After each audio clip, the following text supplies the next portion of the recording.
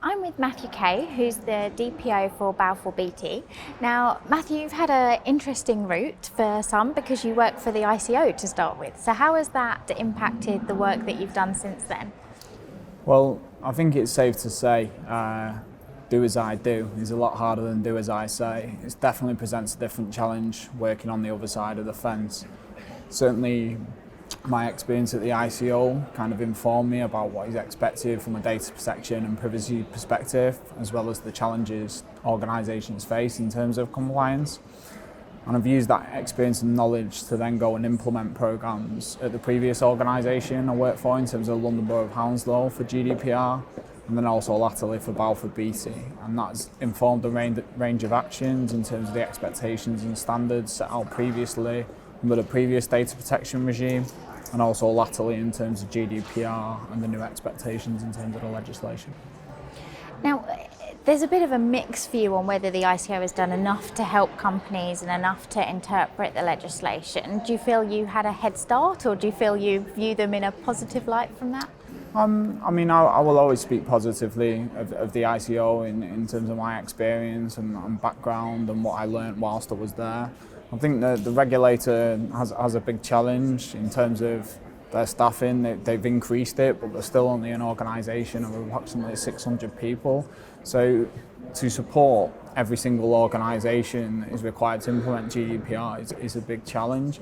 And they are there predominantly to regulate, so they do provide advice, they do provide guidance, but organisations need to take their own responsibility in respect of employing individuals, as Balfour has done with myself, to implement data protection and privacy programmes, and it's up to the DPOs to take the lead in terms of interpreting the legislation and what the ICO expects in the UK in terms of a regulator, and also if companies are global, looking at what the other global authorities in terms of the DPO authorities expect. Now, you said sort of do as I do, not do as I say. So what were some of the challenges that hit you that maybe you didn't expect? I think in terms of the ICO, you are there to guide, to advise, obviously to enforce as well when organisations don't comply. And I think certainly when I was at the ICO, I believed that we would always try and take an educational approach and want organisations to do the right things and only enforce as a last resort. And I still believe that is the ethos of the ICO. But then when you move over to the other side of the fence, and then you're faced with challenges where you're not working within an organisation where data protection is everyone's priority, you're not surrounded by a team of experts, and if you are, it'll be a lot smaller team than at the ICO. So you have to really work to kind of engage your organisation and look at what the expectations are, what are the priorities, because ultimately businesses, certainly saying that in a commercial setting, are there to generate revenue and profit, and you need to look at how data protection fits in with that. You need to be able to enable business process, interpret the legislation and take risk-based decisions that safeguard your business, but also allow them to thrive, so they buy into the ethos and culture in terms of data protection and don't see it as a blocker, which historically organisations have. And how have you managed to overcome that challenge in your current role? So I think that the key has been at the start when I joined, and I did sort of a risk assessment analysis, kind of readiness plan of where I felt the organisation was and where they needed to be, and then I drafted what I seen as a list of actions built into a strategy, and that was then endorsed and signed off by our CEO. So we had that top level buy-in from the outset.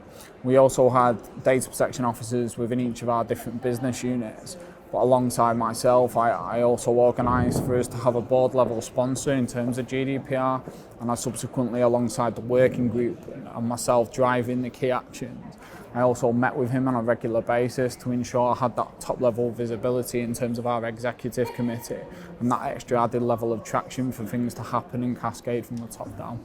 Yeah, so just that really strong communication. Yeah, I think, in businesses, I think whatever it is, it falls apart on good and bad governance. So ultimately, if you have the buy-in from the board and the executive members, the top level directors and the chief exec, they set the direction of the company, and if you can have that for data protection, and it's a very powerful tool in terms of making people take their responsibilities seriously.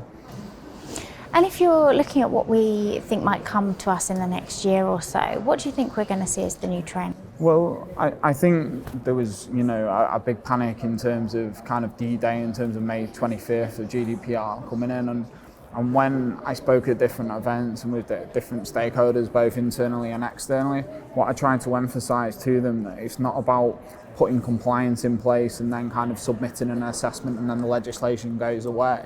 It's been implemented now and it's in force, and I was trying to emphasise about taking a clear long-term strategy in terms of the approach to data protection and privacy, and that's what's really key now. And the regulator does have a key role to play in that, because how they kind of enforce and manage the legislation now will determine the kind of buy-in that companies have, because there needs to be that balance of carrot and stick. It needs to be recognised where organisations are doing well and taking the responsibilities seriously, but also where organisations are not, they need to be held accountable in terms of bad practice, so that other organisations recognise that if they don't do the right thing, then they will be held accountable as well. Brilliant. All right. Well, thank you very much for speaking with us. Thank you.